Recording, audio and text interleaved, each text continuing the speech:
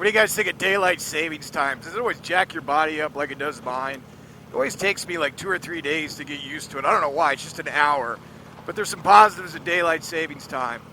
And it is right what I'm doing right now. It gets darker later. I mean, I haven't changed my even time on my clock yet. It says 4:30. It's actually 5:34 right now.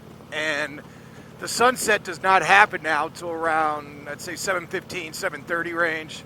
So if I was riding 2 days ago or 3 days ago, whenever it happened, I think it was on last Sunday, that sun would almost be down right now. I'd only have probably like half hour left of daylight. So that is one thing. Warmer weather's coming in 2 to 3 weeks. But why I'm out on the ride today, I got my daughter with me. She decided to join me on the ride. She's behind me. She took the camera. She wanted to film a couple things, different angles. But I was challenged by Mr. BoDean 52, a good friend of mine that I met last year while on a trip to West Virginia. We became actually pretty close. Really good guy. And he's got this saying that he's done. I've seen it on a couple channels already. I believe it's called the 7-Gear Challenge. And normally I don't do these too many of them. I think I've only done like 1 or 2 of these in the history of my channel. But they're fun. You know, it's a good chance to get out and answer some questions and stuff. So today I am going to do the 7-Gear Challenge, which is basically a lot of questions about why I ride. Of course, I didn't memorize these questions, so I had to take a picture of it on my phone. Let's see, the first question is, as I look at it here, I got to raise my helmet here. What motivated you to have my first motorcycle? Okay, so I've talked about this before in a couple other previous videos I've done. My first bike I didn't even get till 2007 range, late 2007. And it was a Harley-Davidson Fat Bob, one of my outstanding bike, really enjoyed it. How I got into it is my neighbor actually had a V-Rod, and we started talking. I've always liked motorcycles. I grew up riding dirt bikes when I was real young, and then I went through a 3-wheeler stage. Well, my parents were really against it. So I ended up, started a career, and by the time I was in my 30s is when I got my first bike. And I loved that bike. I loved that Fat Bob, and I loved looking at that guy, at his V-Rod, and I kind of got excited about it. Went home, talked to the missus, and said, hey, listen, can we, you think I'd mind getting a motorcycle? And she was actually very supportive of it. She just had one caveat, and that was that in order for me to get a motorcycle, she would have to get an in-ground pool. Yeah, seems like a pretty big trade-off. But my wife always grew up with pools, and she always wanted one in the house. So when we were talking about getting one before, so I think it's a fair trade. She thinks she got the better end out of it, but I'm glad I did, because think about it, I've met some really good people on YouTube and enjoyed this hobby I'm doing, getting out and riding across the country, meeting some great people and riding some great roads. So that is how I kind of got into motorcycling. Number 2. What type of riding do I prefer, twisty or straight? Really not promoting safety here by lifting up my visor and looking at these questions, but that's the only way I can do it. And what's going to happen is this phone's going to turn dark in a second. I'm going to have to stop, turn the damn thing on, because I don't have them memorized. I should have memorized these questions. Actually, I like both. Now, obviously, I prefer twisties. I've done a lot of twisty riding, and twisty riding is probably the best way of improving your motorcycle skills. I mean, when I first started, again, I've only been riding for, since 2007, so less than 15 years. And the more I get on these twisties, like right now, this is pretty easy. Anybody can ride a straight line, but once you get on the twisties, it really ups your game when it comes to learning your technical riding. And so I've gone to several areas, and this is going to lead into like kind of the next question, which is, I believe, like what my favorite destination is or ride. So kind of segues into that. And, it's funny. A lot of people are going to say, like, their areas that they're, like, their favorite destinations or anything are probably Smoky Mountains, at least on the people that live on the East Coast. I mean, there's so many great roads to ride out in this country. And my favorite, honestly, was when I went up to New England 2 years ago, and specifically in New England when we went to, it was a group ride we did. And it was 2018, and we went to New Hampshire, Vermont. So we met in New Hampshire for a couple days, and we rode over to Vermont. They're right next to each other. We did Maine one day. That was really uneventful. But then probably my favorite part of that trip was when we went to Lake Placid in New York. I mean, the roads out there are just amazing. And, you know, the only drawback I can remember is that, you know, because of the harsh winters, some of the roads were a little bit rougher than you'd get probably in the Tennessee and North Carolina, but not too terribly bad. I mean, the weather was perfect. It wasn't too hot like it is sometimes when it gets down south. I had a great time. That's probably one of my favorite destinations to go to, and I'd definitely do it again. But at the same time, I do enjoy Tennessee. I do enjoy North Carolina. And there's a lot of places that I would like to go. And here's my take on like destination riding. And this has kind of evolved for me. Like originally when we say, I'm going to go to this place and then we're going to ride it around, I'd rather not necessarily have a destination per se. I'd rather have like an area, if that makes sense. So like, let's say I want to go down to Colorado or something. I would just spend, if I could, I mean, I couldn't get the time off, but just spend like 2 weeks trying to get out there. I mean, if I had a sabbatical tied up in my benefits at work, I would do this and just find roads. And that's what's great about motorcycling is that you can just find any roads and just explore. And that's what's great is you can see and hear the sounds of everything around you. And you don't get that with a car. So like if I do future rides, I'd like to get an area and then kind of take my time getting down there and discovering different things. And once I get down there, it's not just a common road that we have to take. It's more, let's just go discover stuff. Okay, group rides or riding solo. Group rides are great. And I like them both. I actually probably 80-90% of my rides I ride solo. And out here where I live, there's a lot of good country back roads. It's not flat. I mean, you're up and down. There's a lot of trees. It's actually very pretty. Not mountains. It's kind of flat. I mean, I live right by the water, but I'm only a couple hours away from the mountains. I prefer mountains, obviously, but it's a nice place to live out here, and there's some really, really nice roads. The group rides, though, they have their positives and negatives.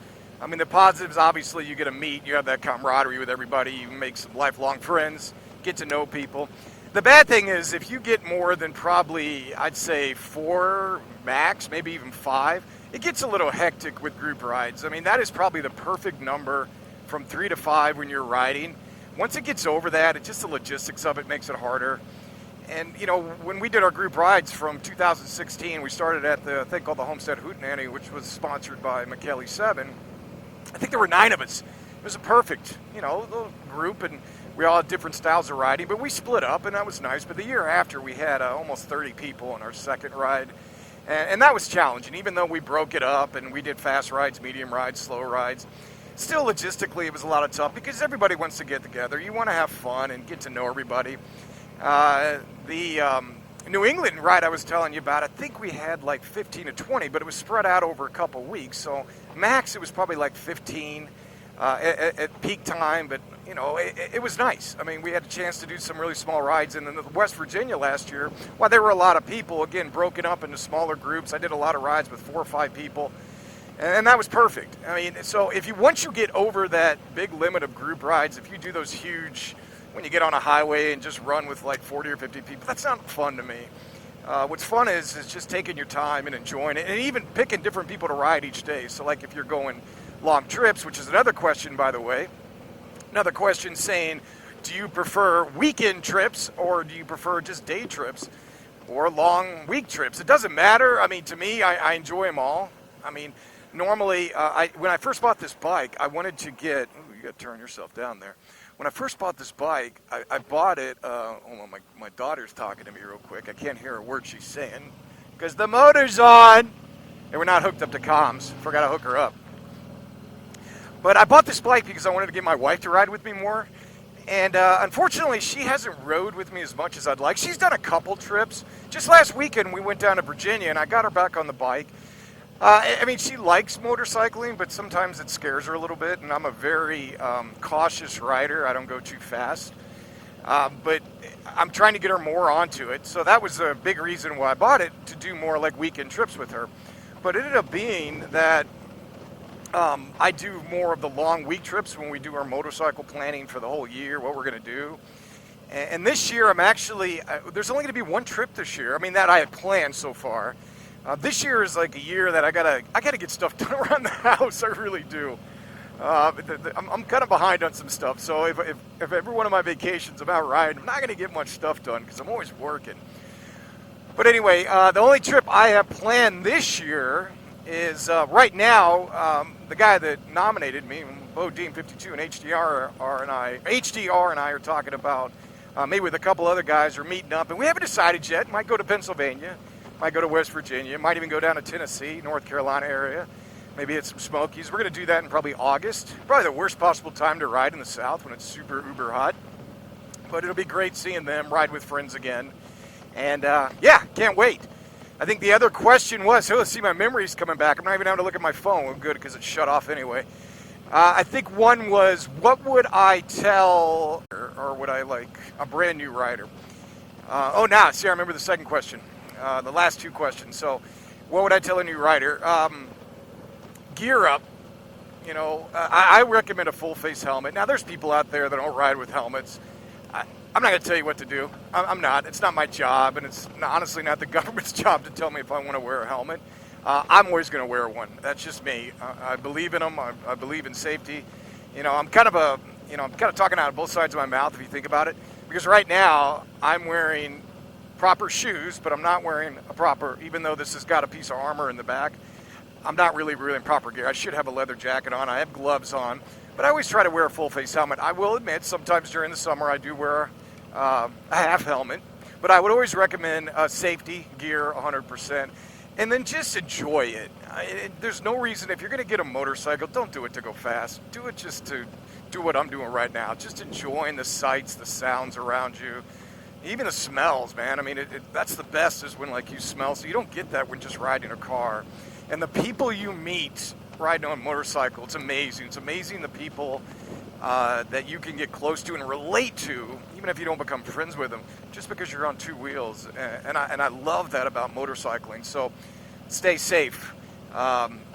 There's no need to go fast. Take your time. Get to know your bike. Take classes. Like that type stuff. See? I knew I couldn't remember. I thought I did, but then I realized, it was the same question. So I think the last one, and I know I'm totally doing these out of order. This is what happens when you don't prepare and you just do this kind of off the cuff. What has motorcycling taught me? And it's funny. It actually made me very acute of my surroundings, not just on the bike, obviously, but more like at work and in life. I was more focused. You know, I became a lot more focused after riding. It's kind of hard to explain, but like... And you'll get a kick out of this, but my memory actually improved. I'm not saying I'm an idiot and I forget stuff, but my memory really improved actually once I started riding, and my multitasking. Isn't that amazing? Just by sitting on a bike and doing things. I mean, it's funny how the mind works. God, I did a video so long ago. I think it was like a year and a half ago. This is one of my first videos. I don't even know if it's still up anymore. And I talked about like the subconscious of the mind, and like our mind is a trip and how things work. And you know, like right now, I'm using my left leg, my right hand, my left hand. I'm like waving it up in the air, and I'm not being very safe because I'm talking to you when I should be 100% focused. But I can do all that now after doing this for a couple years. It's like made me more self-aware, and I've noticed it at work, and I've noticed it at home. So that's probably the thing that motorcycling has really helped me with. So hopefully that answers all the questions, Mr. BoDean 52. Hopefully I didn't miss any because I was all over the place. The three people that I would like to nominate, let me see. You think I would have planned for this, but I didn't. Let's see. I don't know if you guys have already done it or not, so forgive me if you've already been nominated, but I'm going to do Viper 6. Gentleman out of Canada, and he's actually in Arizona for the winter, so he's got a retired and he's got a home. And I think it's Calgary, because he always does all these darn videos about the bad drivers of Calgary. And now he's in Arizona, now he's doing the same thing with Arizona drivers. So don't come out to Maryland, because you could film probably about 100 videos out here with all those. The second person I met last year at West Virginia, and it's Mr. McStash, fairly new channel, great guy. And he gets his name, obviously, from his mustache. The guy's got a full beard and plays the part. So let's see you get out there. And the last one, this guy comments on so many videos, and he seems like a really nice guy. And that's Ozarks Riders HD. Hopefully I got your name right, but seems like a really cool guy. So get out there, guys, and talk about the 7 gears. Talk about the things that I just answered. And that's all I have today. Hope you guys enjoy this warm weather. Get out there and ride, be well, and I'll talk to you guys soon.